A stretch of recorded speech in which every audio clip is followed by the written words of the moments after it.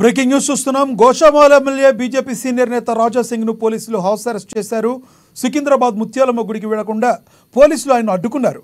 House arrest పై రాజా సింగ్ స్పందించారు. అందరూ గుడికి వెళుతున్నారు, నన్ను మాత్రమే ఎందుకు అడ్డుకుంటున్నారని ప్రశ్నించారు. నన్ను ఇవాళ హౌస్ అరెస్ట్ చేసినా రేపైనా గుడికి వెళ్తానన్నారు. హిందువులకు అండగా ఉండాల్సిన బాధ్యత నా మీద ఉంది. హిందువుల గుళ్ల మీదనే దాడులు జరుగుతున్నాయి. నిందితుని అరెస్టు చేసిన పోలీసులు అతడి మానసిక స్థితి సరిగా లేదని చెప్తున్నారు. ఇది సరికాదు. ఈ ఘటనలో మిగిలిన నిందితులను కూడా వెంటనే అరెస్టు చేయాలని, కఠిన చర్యలు తీసుకోవాలని రాజా సింగ్ డిమాండ్ చేస్తున్నారు.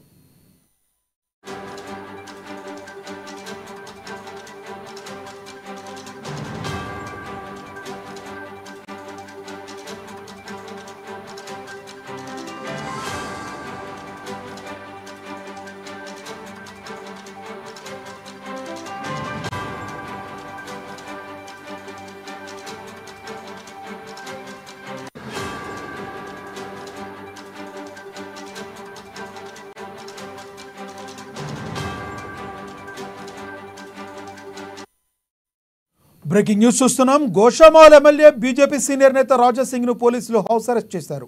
సికింద్రాబాద్ ముత్యాలమ్మ గుడికి వెళ్లకుండా పోలీసులు ఆయన అడ్డుకున్నారు. హౌస్ అరెస్ట్ పై రాజా సింగ్ స్పందించారు. అందరూ గుడికి వెళుతున్నారు, నన్ను మాత్రమే ఎందుకు అడ్డుకుంటున్నారని ప్రశ్నించారు. నన్ను ఇవాళ హౌస్ అరెస్ట్ చేసినా రేపైనా గుడికి వెళ్తాను. హిందువులకు అండగా ఉండాల్సిన బాధ్యత నా మీద ఉంది. హిందువుల గుళ్ల మీదనే దాడులు జరుగుతున్నాయి. నిందితుల్ని అరెస్టు చేసిన పోలీసులు అతడి మానసిక స్థితి సరిగా లేదని చెప్తున్నారు. ఇది సరైంది కాదు. ఈ ఘటనలో మిగిలిన నిందితులను కూడా వెంటనే అరెస్టు చేసి కఠిన చర్యలు తీసుకోవాలని రాజా సింగ్ డిమాండ్ చేశారు.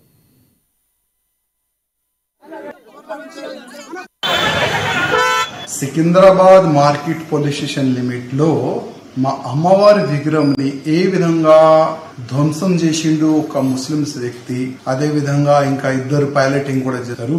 మొత్తం మీడియాలో కూడా వచ్చింది, సీసీటీవీ కూడా వచ్చింది. మా హిందూ కార్యకర్తలు ఎట్టి పరిస్థితుల్లో వాళ్ళకి ఇమీడియట్ గా అరెస్ట్ చేయాలని వాళ్ళు ఒక నిరసనగా అక్కడ కూర్చున్నారు. ప్రతి ఒక్క పొలిటికల్ లీడర్ ని అక్కడ రానిస్తున్నారు. కానీ నాకెందుకు హౌస్ అరెస్ట్ చేస్తున్నారు నాకైతే అర్థమైతే లేదు. పొద్దు నుంచి మా లోకల్ పోలీస్ స్టేషన్ నుంచి గానీ ఇన్స్పెక్టర్ గారు, ఎస్పీ గారు అందరు కూడా మా ఇంటి చుట్టుపక్కల మొత్తం ఒక టెర్రరిస్ట్ ని ఎట్లా బ్లాక్ చేస్తారు ఆ విధంగా నాకు బ్లాక్ చేసి పెట్టినారు. నేను అడగాలి ఒకటే అడుగుతాను, ప్రతి ఒక్క లీడర్ కి అక్కడ రానిస్తున్నారు. అక్కడ గుడి ప్రాంగణంలో గాని, అక్కడ ధ్వంసం జరిగిన ఆ ప్లేస్ లో గాని ప్రతి ఒక్క లీడర్ వస్తుంది చూస్తుండు.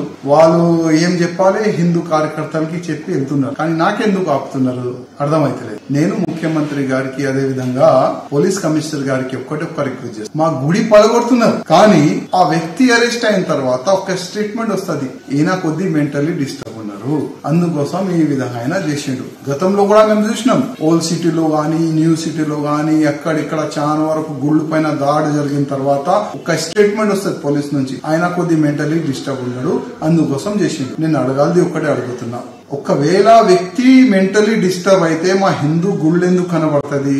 ఎందుకు ఆయనకి మస్జిద్ కనబడదు? ఎందుకు ఆయనకి దర్గా కనబడదు? హిందూ టెంపుల్ ఎందుకు కనబడుతుంది? మొత్తం ఇట్లాంటి స్టేట్మెంట్ రాకుండా చూడాలని ఈ యాక్సిడెంట్ లో వాస్తవం ఏముంది, మా అమ్మవారి విగ్రహం ఏ విధంగా ఆయన పలగొట్టిండు, ఏ విధంగా కాలు తన్ని ఆ గేట్ లోపల వెళ్ళిండు, గుడి లోపల వెళ్ళిండు, వాస్తవం ఏముంది అది టోటల్ గా బయటికి చెప్పాలి పోలీస్ అధికారులని నేను రిక్వెస్ట్ చేస్తున్నా. అదే విధంగా ఇంకా ఇద్దరు ఫరారీలు ఉన్నారు, వాళ్ళు కూడా ఇమీడియట్ గా అరెస్ట్ చేయాలని నేను పోలీస్ అధికారులకి రిక్వెస్ట్ చేస్తున్నా. మాకు ఎన్ని రోజు మీరు హౌస్ అరెస్ట్ చేస్తారు? ఇవాళ రేపా ఎన్ని రోజు హౌస్ అరెస్ట్ చేస్తారు? ఇవాళ లేకపోతే రేపు మేము వెళ్తాం, సైడ్ కి వెళ్తాం. అసలు మా కార్యకర్తలు ఎంబడి మేము నిలబడాలని ఇవాళ అనుకున్నాం, కానీ పోలీసులు ఈ విధంగా మాకు హౌస్ అరెస్ట్ చేస్తారని నేను అనుకోలేదు. కానీ ఇవాళ లేకపోతే రేపు మేము సైడ్ కి వస్తాం, పక్కా వస్తాం, మా గుడి దర్శనం కూడా చేసుకుంటాము. అదే విధంగా ఇమీడియట్ గా ఈ యాక్సిడెంట్ లో ఈ జరిగిన దాడిలో ఎంత మంది ఉన్నారు అందరికీ అరెస్ట్ చేయాలని